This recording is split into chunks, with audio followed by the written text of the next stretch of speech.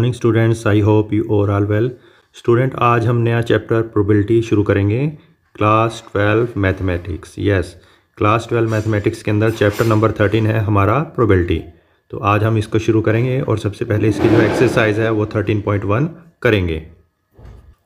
तो एक्सरसाइज करने से पहले मैं आपको फॉर्मूला बता देता हूँ, जैसे कि पी ए अपॉन में B. Yes, P A upon में बी का क्या मतलब है कि हम ए की बात कर रहे हैं और बी ऑलरेडी ओकर। ठीक है, जो बी है वो क्या है, ऑलरेडी ओकर। तो इसके लिए क्या फार्मूला बनेगा स्टूडेंट, पी ए अपॉन में B, P A intersection B upon में बी ऑलरेडी ओकर, तो अपॉन में पी बी हो जाएगा। इसी तरह से अगर आपसे पी बी अपॉन में ए पूछा जाए तो ऊपर तो इंटरसेक्शन ही रहेगा, लेकिन यहाँ पर जो नीचे ए है, ए ऑलरेडी ओकर्ड, तो पी ए हो जाएगा। ठीक है, कुछ फार्मूले जो हैं वो आपने +1 क्लास में भी रीड किए हैं, जैसे कि पी ए यूनियन बी। तो पी ए यूनियन बी का फार्मूला होता है P A plus P B. ठीक है, probability of A union B, P A plus P B, और जो इनका इंटरसेक्शन है यानी कि कॉमन है उसको हम इसमें से सबट्रैक्ट कर देते हैं।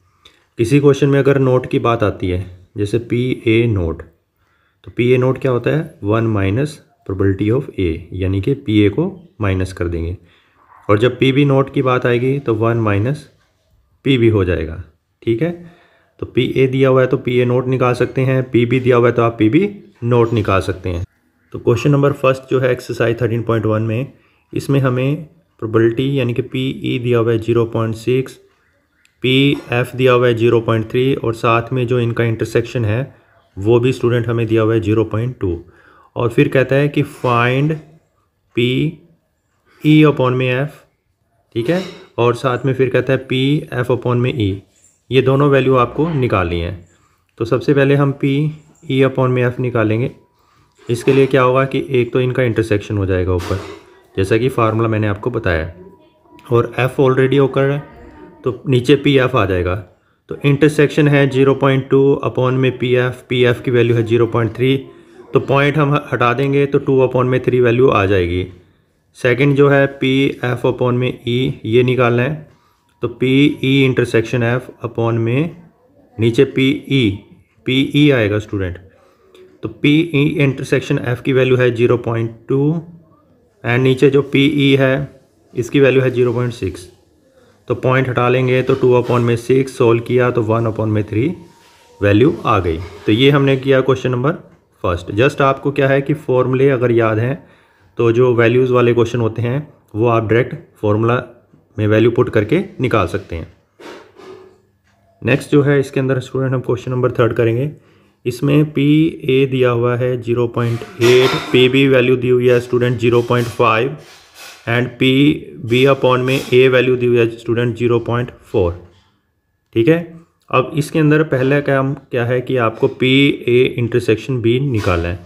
तो पी ए इंटरसेक्शन बी के लिए आप क्या करेंगे कि using formula P B upon में ए, क्योंकि बी अपॉन में ए आपको गिवन है, तो इसका फार्मूला होगा P A intersection B upon में पी ए।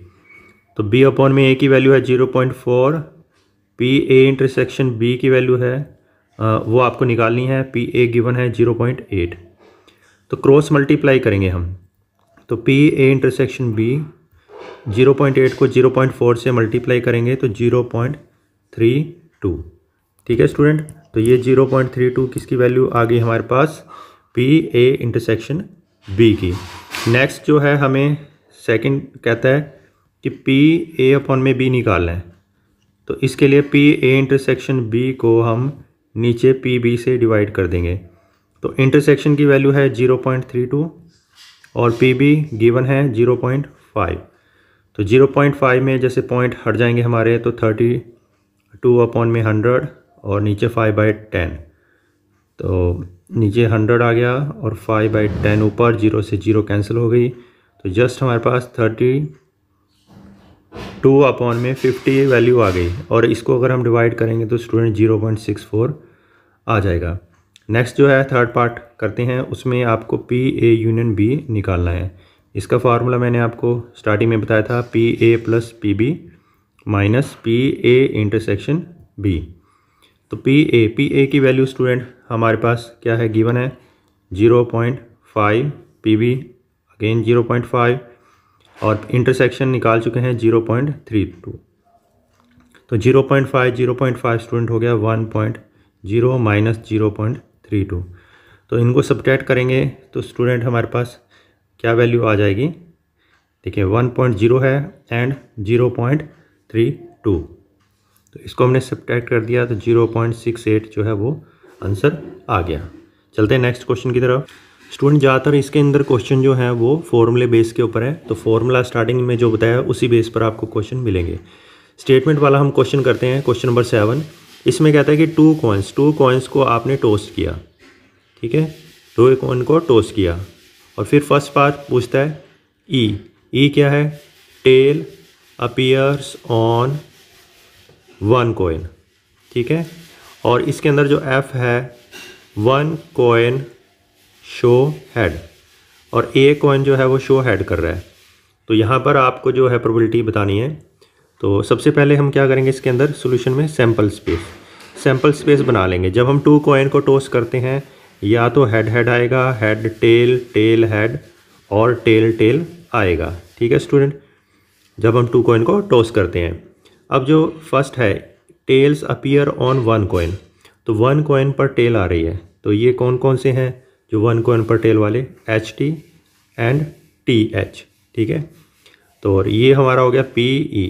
तो PE इसमें 2 इवेंट्स हैं, टोटल 4, तो 1/2 जो है वो वैल्यू आ गई हमारी PE की। नेक्स्ट जो है PF 1 कॉइन शो हेड। अब जो 1 कॉइन है वो हेड को शो कर रहा है। तो ऐसे कौन से हैं, तो 1 कॉइन शो हेड, तो इसके अंदर 2 कॉइन यहाँ पर भी हेड शो हो रहा है और यहाँ पर भी। तो ये 2 हैं, टोटल 4 हैं, तो 1/2 आ गया।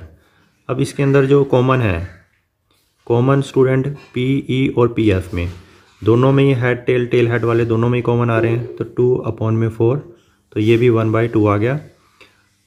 अब इसमें निकालना क्या है, जो E है टेल अपीयर्स ऑन 1 कॉइन, यानी कि जो प्रोबेबिलिटी है आपको E/F निकालना है। तो यहाँ पर ऊपर तो इंटरसेक्शन हो जाएगा और नीचे PF जो है ऑलरेडी ओकर्ड। तो इंटरसेक्शन भी 1/2 है, PF भी 1/2 है, तो ये कैंसिल आउट होकर 1 आंसर आ जाएगा, ठीक है। तो यहाँ पर हमें ये बताना था कि tail appears on 1 coin and 1 coin show head on another, ठीक है, यानी कि PE/F आपको निकालना था। F ऑलरेडी ओकर्ड है, तो दोनों में ही सेम हेड टेल हेड, तो हाफ दोनों की प्रोबेबिलिटी आ गई। कॉमन में भी सेम आ रहा था तो वो भी हाफ, तो फॉर्मूला हमने लगा दिया, तो हाफ 1 जो है वो आंसर आ गया। इसके अलावा स्टूडेंट जो बाकी जो भी क्वेश्चन है वो भी बिल्कुल एज इट इज़ फॉर्मूले बेस पर है, तो वो आप खुद प्रैक्टिस करेंगे। एक इसके अंदर MCQ क्वेश्चन है, तो वो मैं आपको लास्ट में करवाऊँगा। इसमें कहता है if A and B are event such that PA/B is equal to PB/A। तो ये आपको स्टूडेंट क्या है, गिवन, और फिर आपको ये 4 ऑप्शन दे रखे हैं। तो हम ऑप्शन को भी देख लेते हैं। A सबसेट B का A=B, A B जो है वो एम्प्टी और PA=PB। तो स्टूडेंट अगर आपको जो चीज़ गिवन है तो आप उसको लेकर ही क्वेश्चन को सोल्व करेंगे। जैसे कि PA/B is equal to PB/A given है, तो हम इसको लेकर ही क्वेश्चन को सोल्व करेंगे। अब PA/B का फार्मूला क्या है, PA/B/PB और इक्वल में PA/B/PA।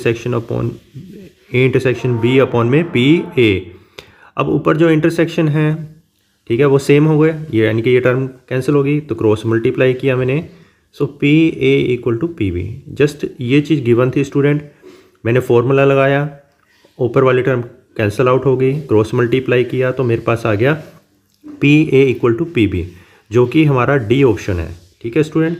तो इसका जो करेक्ट आंसर है वो D। तो आज हमने एक्सरसाइज स्टूडेंट 13.1 चैप्टर 13 प्रोबेबिलिटी की है। तो उम्मीद है आपको टॉपिक अच्छे से समझ में आ गया। टेक केयर, जय माता दी।